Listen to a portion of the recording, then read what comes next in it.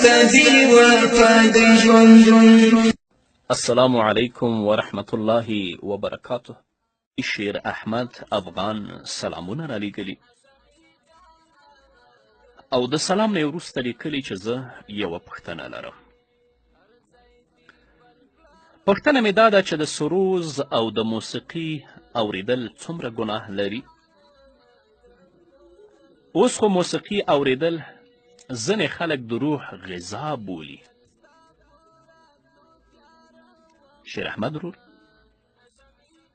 د موسیقي حرمت د الله رب العزت په کلام باندې او د نبی کریم صلی الله علیه وسلم په ګڼو احادیثو باندې ثابت دی. خلاصة الفتاوا په 4 جلد کې په 345 صفحه کې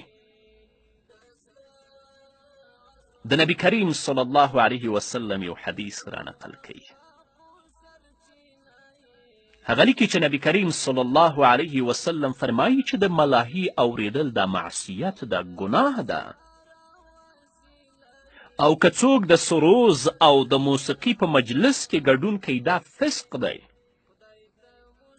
یعنې څوک چې د سروز او د موسیقي په مجلس کې ناست دي ایوري هم ګناهګار دي هم فاسق دي. او وروسته بیا لیکي چې والتلذذ بها من الكفر هذا على وجه التهدید.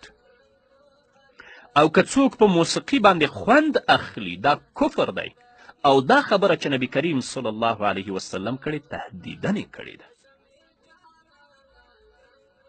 همدارنګه علامه حسکفي رحمه الله په در مختار کې په 6 جلد کې په 349 صفحه کې همدغه د نبی کریم صلی الله علیه وسلم حدیث را نقلی چې د موسیقي اوریدل معصیت او ګناه ده، او په هغه مجلس کې ناسته فسق دی، او په ده باندې خوند اخیستل کفر دی. حسکفي لیکي کفر ای بالنعمه فالواجب کل الواجب ان یجتنب کلا یسمع. نو په مسلمان باندې هر اړخیزه واجب دا دی چې هغه د موسیقي او د سروز په مجلس کې ګډون ونه کړي تر څو یې وانه اوري. خو په تاسف سره باید موږ ووایو چې کله په موږ باندې غم، مصیبت او درد راشي بیا د الله رضا غواړو، د رسول الله صلی الله علیه وسلم خوښي غواړو. اما چې کله زموږ د خوشحالي وخت وي هلته بیا د الله رضا زموږ په پام کې نه وي، د محمد رسول الله صلی الله علیه وسلم خوښه او رضا زموږ په خیال کې نه وي. بس د شیطان خوشحالول بیا زموږ هدف. ما تاسو ته په تېره خپرونه کې وویلي چې یو ځوان ته یې په یو کور کې کوژده کړې وه. کوم کورونه چې د دې کور په ګاونډ او په چم کې ول د دوی د ډولو سرنانه په تکلیف او په زحمت ول. څو ورځې وروسته چې په هغه کور کې مړی وشي نو بیا به چې ورتلی بس د الله رضا، د الله خوښه، داسې یو کار وکړو چې الله را ناراضه نشي، داسې یو کار وکړو چې الله خفه نشي، داسې یو کار وکړو چې رسول الله خفه نشي. مړي ته تکلیف ونه رسېږو بدبخته. دا څو ورځې مخکې دې ولې د الله رضا نه لټوله، ولې دې د رسول الله صلی الله علیه وسلم خوښه نه لټوله. الله دې زموږ د مسلمانانو په حال باندې رحم. دا نن چې په بدبختیو کې ښکیل یو، په هرې کورنۍ کې د غم ټغر خور دی. د کفارو او د بېدینو لاسونه زموږ په وینو باندې سره دي. دا ټول زموږ د خپله اعمالو نتیجه ده چې موږ برابر نه یو.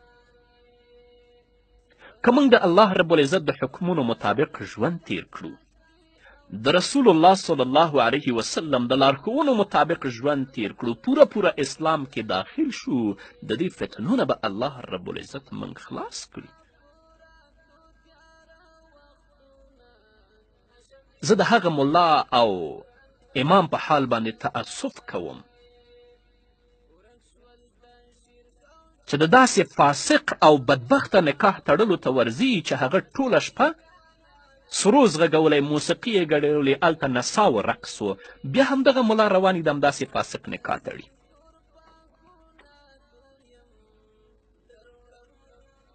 د الله نه وویرېږه.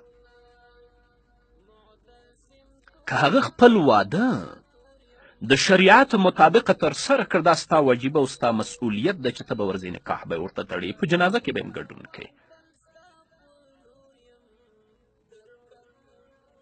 خو که هغه د خپل د واده په شپه یا د واده په ورځ داسې ډول و سرنا او نڅا شروع کړي وي چې په جومات کې ته ترېنه په تکلیف یې، په کورنۍ کې ترې مریضان او سپین ږیري خویندې او میندې ترېنه په تکلیف وي، نو ستا لپاره شرم ده چې د داسې فاسق نکاح ته ورځې، نکاح یې ورته تړي یا یې په جنازه کې ورته ګډون کوي. علما زموږ سر و سترګې دي. زما هدف د چا سپکاوی نه دی، زما هدف چاته توهین نه دی. هغه کسان یادوم چې د عالم سپینې جامې لپاره داغ ګرځي. هغه 500 روپۍ چې په نکاح کې په پاکټ کې ورکوي، بې ادبي معذرت غواړم، ښځې ګډې کړي وي، کې نڅا کړي وي، کې موسیقي کړي، دا یې نکاح ورته تړي.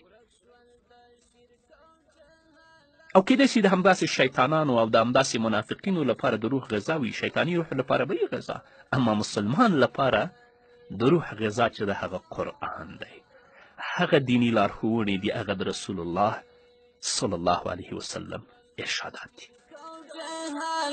تور